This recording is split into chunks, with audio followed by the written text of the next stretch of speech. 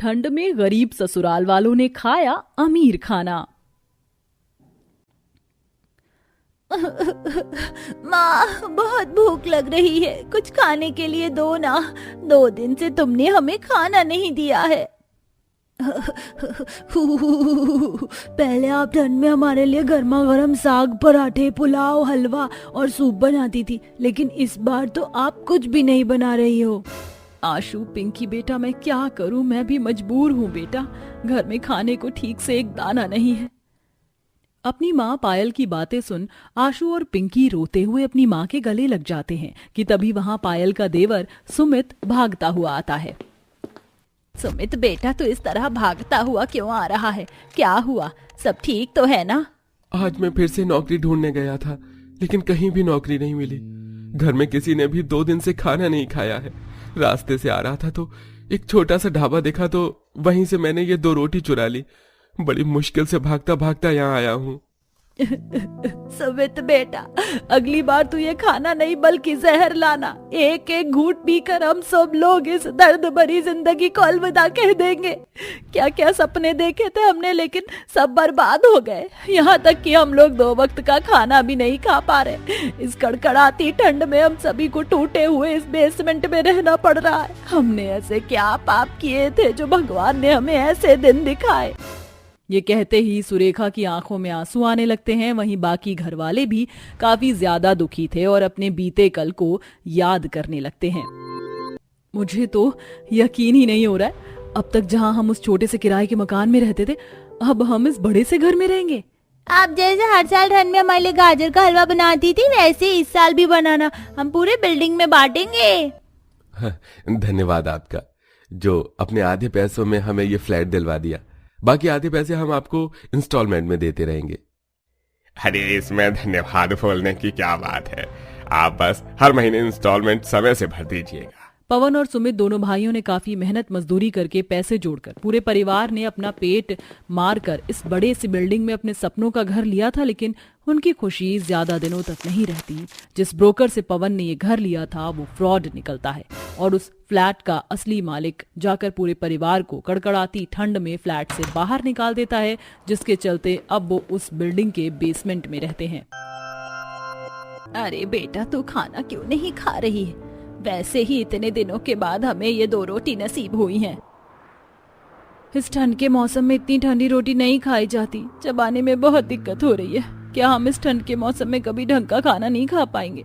पता है, जब मैं लोगों को कड़कड़ाती ठंड में गर्म और अच्छा खाना खाते देखती हूँ ना, तो दिल को कितना सुकून मिलता है। काश हम भी इस ठंड में अमीरों वाला गर्म खाना खा पाएं।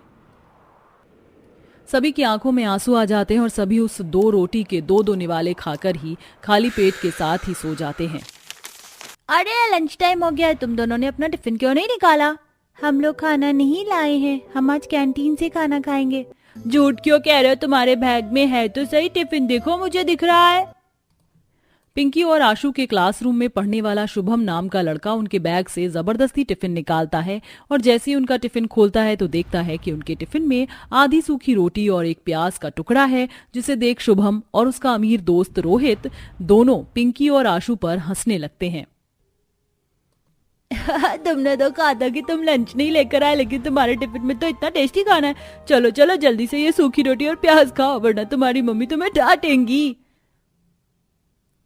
इससे अच्छा खाना तो हमारे घर के नौकर खाते हैं। तुम्हारी हैसियत तो हमारे घर के नौकरों से भी गई गुजरी होती है। हमें नौकर मत बोलो, हम नौकर नहीं है, हम भी अच्छा खाना खाएंगे, समझे तुम लोग? इतना कहकर पिंकी आशु रोते हुए अपनी सूखी रोटी और प्याज का टुकड़ा लेकर क्लासरूम से भाग जाते हैं। घर आने के बाद दोनों बच्चे अपनी माँ से रोते हुए सारी बात बताते हैं। दुखी मत हो बच्चों, हम लोग जरूर एक ना एक दिन अच्छा खाना खाएंगे। वो तो अच्छा हुआ कि पवन इनकी स्कूल में चौकीदार की नौकरी करता है, जिसके चलते दोनों बच्चों को स्कूल से नहीं निकाला। अगर इन स्कूल से निकाल दिया होता तो हम क्या करते, कैसे पढ़ाते बच्चों को? पूरा परिवार इस कड़कड़ाती ठंड में हर रोज गर्मा गर्म अच्छे खाने के लिए तरस रहा था, लेकिन मानो जैसे भगवान ने तो उनकी जिंदगी से खाना नाम का शब्द ही मिटा दिया हो। आशु, यहाँ से कितनी अच्छी खुशबू आ रही है ना। देखो बच्चे कैसे ठंड के मौसम में गर्मा गर्म मोमोज, पिज्जा, चाउमीन, छोले भटूरे खा रहे हैं। मुझे भी बहुत भूख लग रही है। हमें कितना टाइम हो गया है ना गरम गरम खाना खाए हुए। जब से हम यहाँ आए हैं हर रोज सूखी रोटी खा रहे हैं। पता है, सूखी रोटी खा खा कर मेरे पेट में भी दर्द शुरू हो गया है। दोनों बच्चों की जेब में फूटी कौड़ी भी नहीं थी, लेकिन फिर भी एक पास के ठेले के पास जाकर खड़े हो जाते हैं कि शायद उन्हें कोई कुछ खिला दे। कि तभी उस सोसाइटी में रहने वाली एक 6 साल की अमीर माँ बाप की एक लौती बेटी मीनल अपनी जूठी प्लेट लेकर आशु और पिंकी के पास आती है। ये लो, तुम लोग कब से इस टेस्टी खाने को देख रहे हो। वो क्या है ना, मेरी प्लेट में मच्छर गिर गया था, तो अब तो मैं इसे नहीं खा सकती। तुम इसे खा लो। खाओ ना, देखो ये बहुत गर्म है। तुम जैसे गरीब लोग तो कभी भी हम जैसे अमीर वाला खाना खा ही नहीं पाते ना। लो खाओ। मीनल का ऐसा बर्ताव देख दोनों बच्चे रोते हुए वहां से चले जाते हैं, जिसे देख अमीर घमंडी मीनल उन दोनों बेचारे बच्चों पर हंसने लगती है। और ऐसे ही कुछ दिन गुजर जाते हैं। क्या हुआ सुमित बेटा, सुबह से खांस रहा है? अरे गले में बहुत दर्द हो रहा है। रोज रोज सूखी रोटी खा खा कर हालत खराब हो गई है। क्या कभी हमें अच्छा खाना नहीं मिलेगा? बहुत दर्द हो रहा है पेट में, कुछ करो ना माँ। रोज रोज लोगों का जूठा बचा बासी ठंडा खाना खाकर क्या हालत हो गई है मेरे परिवार की। हे भगवान, अब मैं ये सब अपनी आंखों से नहीं देख सकती, मुझे अपने पास बुला ले। अपने परिवार की ऐसी हालत देख पायल काफी ज्यादा परेशान हो जाती है और अब अपने परिवार को अमीर और अच्छा खाना खिलाने के लिए पायल सड़कों पर भीख मांगना शुरू करती है। कितनी ठंड है यहाँ पर। इतने लोगों से मदद मांगी लेकिन किसी ने भी मुझे 10 रुपए भी नहीं दिए। कैसे लोग हैं ये, किसी लाचार की मदद नहीं करेंगे। सारा परिवार अपनी जिंदगी से काफी परेशान हो चुका था और ऐसे ही कुछ दिन गुजर जाते हैं और पिंकी और आशु हर रोज की तरह लंच टाइम में स्कूल के वाटर टैंक से पेट भरकर पानी पीते हैं और धूप में आकर बैठ जाते हैं। तभी दोनों उनकी क्लास की प्रिया को देखते हैं जो गार्डन में खेल रही होती है। उनकी नजर प्रिया के पैरों के पास जाती है जहाँ एक छोटा सा सांप का बच्चा बैठा हुआ था। वो सांप उसे काट लेगा, हमें उसकी मदद करनी होगी, चलो जल्दी से। आशु पिंकी भागते हुए प्रिया के पास जाते हैं और उसे जल्दी से दूसरी तरफ धक्का दे देते हैं कि तभी पीटी टीचर उस सांप को देख लेता है और उसे पकड़ने उसके पीछे भागता है। स्कूल खत्म होने के बाद आशु पिंकी अपने बेसमेंट वाले घर में आकर भूख के मारे पेट पकड़कर बैठ जाते हैं कि तभी वहां प्रिया अपने माता पिता के साथ आती है। प्रिया के माता पिता उन दोनों बच्चों और उसके पूरे परिवार को इस तरह बेसमेंट में रहता देखते हैं और उनकी हालत को देखते हुए काफी हैरान होते हैं। मुझे तो लगा आप इस बड़ी सी बिल्डिंग में किसी अपार्टमेंट में रहते होंगे, लेकिन आप तो इस कड़कड़ाती ठंड में यहाँ रहते हैं ऐसी हालत में। जी आप कौन? और पहले हम भी कुछ दिनों के लिए इसी बिल्डिंग के एक बड़े से फ्लैट में रहते थे, लेकिन हमारी खराब किस्मत ने सब कुछ बदल कर रख दिया। जी मैं प्रिया का पापा। वो दरअसल स्कूल में।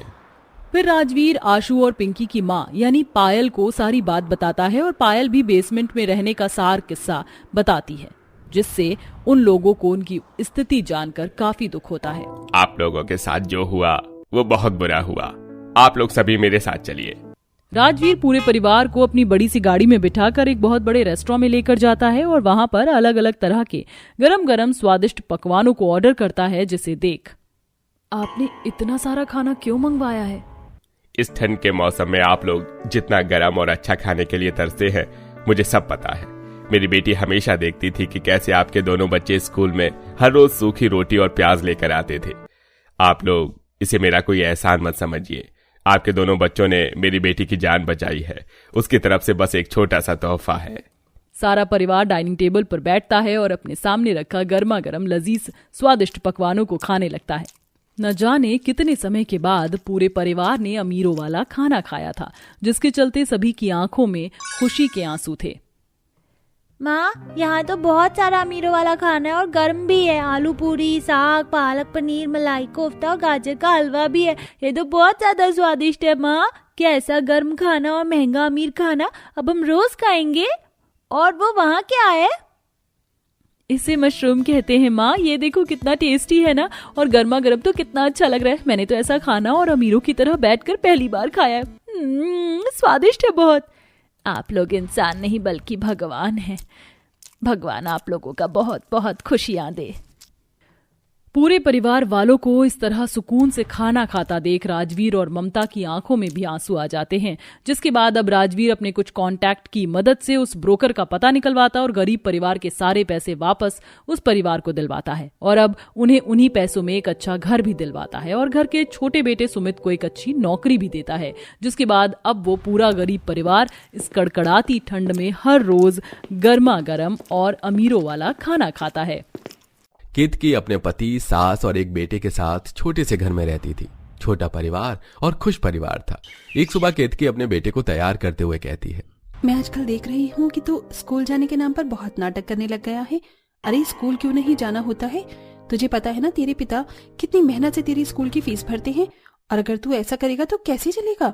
माँ, स्कूल जाने से आलस आता है। वैसे भी ठंड इतनी बढ़ रही है, मेरा स्वेटर भी नहीं है, पुराना वाला इतना छोटा हो गया है। टीचर भी कह रही थी कि नया स्वेटर ले लो। माँ, मुझे नया स्वेटर दिला दो ना। हाँ तो मना किसने किया है?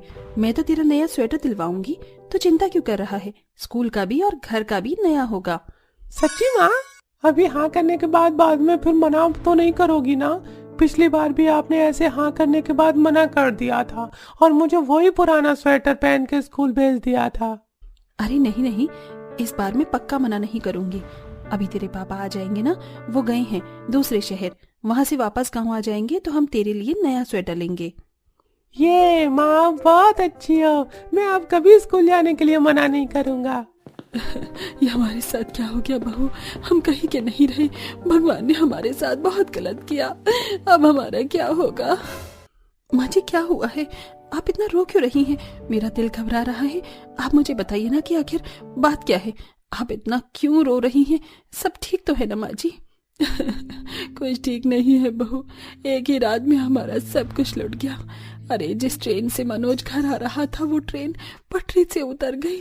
ट्रेन में बैठे सब सवारियों का एक्सीडेंट हो गया।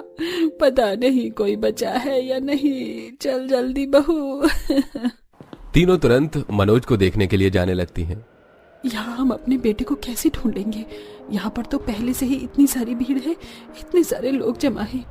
माँ जी आप चिंता क्यों कर रही हैं? मैं हूं ना, चलिए हम किसी से पता करते हैं। उन्हें कुछ नहीं हुआ होगा, वो ठीक होंगे बिल्कुल। माँ जी आप यहीं पर रुकिए, मैं लिस्ट में देख कर आती हूँ। नहीं ऐसा नहीं हो सकता माँ जी, ये मरने वालों की लिस्ट है और इसमें उनका भी नाम है। अब हमारा क्या होगा माँ जी? वो नहीं रहे इस दुनिया में। वो हमें छोड़कर चले गए। हे भगवान, तूने हमें ऐसे दिन क्यों दिखाए?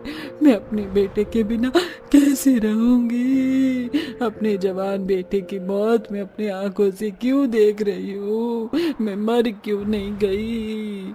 कुछ समय में सब कुछ तहस नहस हो चुका था। पूरा परिवार शोक में ही डूबा था। कुछ दिनों बाद माँ, मुझे बहुत ठंड लग रही है, मेरा पूरा शरीर ठंडा हो गया है। रुक, मैं अभी तेरे लिए शॉल लेकर आती हूँ। पता नहीं भगवान क्या ही चाहते हैं हमारे से। अचानक ये खिड़की कैसे टूट गई? भगवान, वैसे ही हमारे सर पर मुसीबतें कम है क्या जो आप हमारी मुसीबतें और बढ़ा रहे हो? मैं तो थक गई हूँ, पता नहीं क्यों इतनी लंबी जिंदगी जी रही हूँ। माँ जी आप ये क्या कह रही हैं? हम लोग क्या मर गए हैं? अरे आपका पोता भी है तो। वैसे भी हम लोगों ने बहुत कुछ झेला है। हमारी परेशानियां तो दिन पर दिन बढ़ती ही जा रही है। हम लोग हाथ पे हाथ रखकर नहीं बैठ सकते हैं ना। अब हमें कुछ ना कुछ तो करना ही पड़ेगा। हाँ बहू तो सही बोल रही है, पर हम क्या करें? मुझे तो कुछ समझ नहीं आ रहा, इतना दिमाग नहीं चल रहा है मेरा।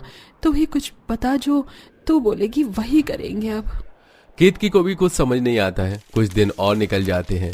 एक रात सब घर के बाहर बैठे थे। इस बार तो ठंड इतनी ज्यादा पड़ रही है।